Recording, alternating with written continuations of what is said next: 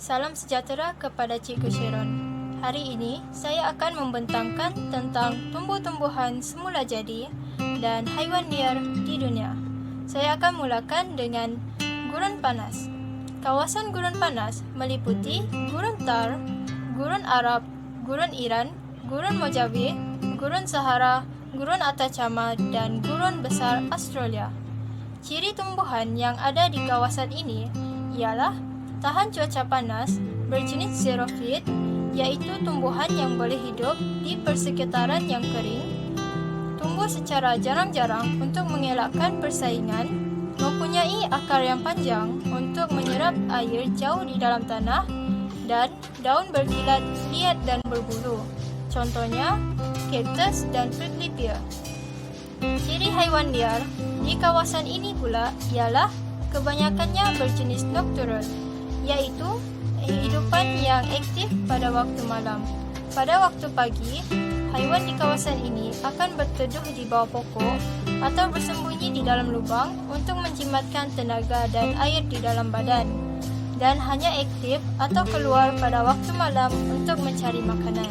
Contohnya kalajengking dan unta. Seterusnya, hutan monsun tropika. Hutan ini tumbuh di India, Sri Lanka, Bangladesh, Filipina, Myanmar, Thailand, dan Laos.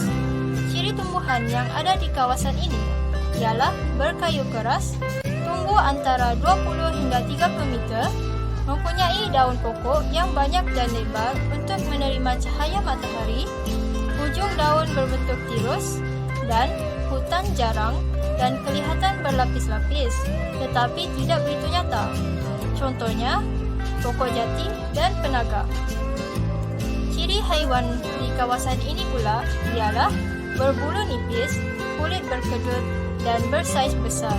Contohnya seperti gajah dan rusa. Kawasan yang seterusnya ialah hutan daun luruh sederhana. Hutan ini tumbuh di Amerika Utara, Jepun, New Zealand, Amerika Selatan, Eropah Barat, Korea Selatan, dan Australia. Ciri tumbuhan yang ada di kawasan ini ialah berdaun nipis dan lembut, batang pokok berkulit tebal untuk mengurangkan transpirasi, iaitu kehilangan air secara penyejatan melalui liang-liang stoma di permukaan daun pada musim sejuk, dan batang pokok berbentuk silinder dan mempunyai cabang dahan yang lebih banyak. Contohnya, pokok berangan dan pokok maple. Ciri haiwan di kawasan ini pula ialah dapat menyesuaikan diri dengan perubahan musim, dan pada musim sejuk, sesetengah haiwan ini akan berhijrah atau berhibernasi, iaitu tidur sepanjang musim sejuk. Contohnya chipmunk dan musang merah. Kawasan yang terakhir ialah hutan konifer.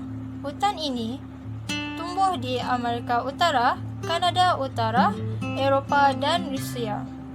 Ciri tumbuhan yang ada di kawasan ini ialah kanopi pokok berbentuk kon untuk mengelakkan salji terkumpul di atasnya. Batang pokok pula berkulit tebal, lurus dan tinggi. Kepadatan pokok adalah sederhana. Pokok juga berdaun kecil, halus dan berbentuk jarum untuk mengelakkan kehilangan air melalui proses transpirasi. Permukaan daun juga bersalut lilin untuk mengelakkan ancaman frost, iaitu keadaan yang wujud apabila suhu permukaan bumi di bawah takkan beku.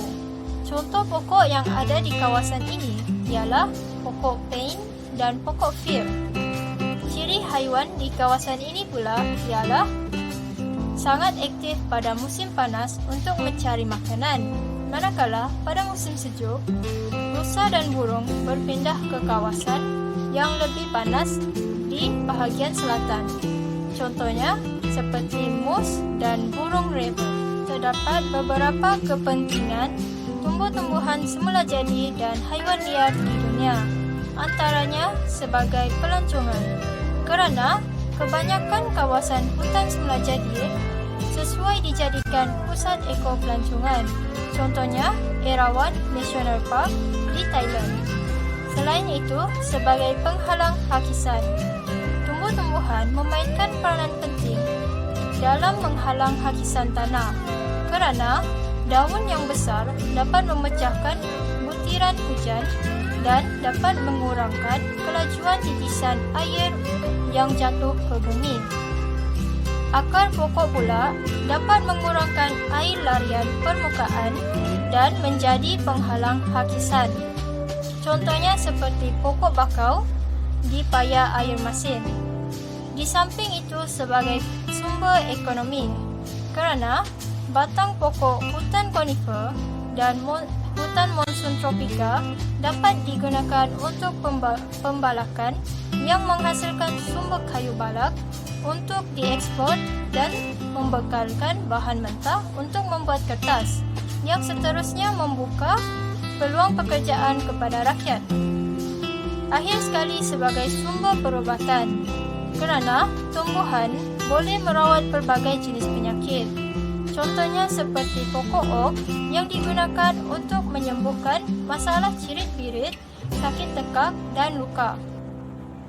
Beberapa bahagian tumbuhan yang sering digunakan untuk perubatan ialah daun, bunga, akar, kulit kayu dan hampas buah.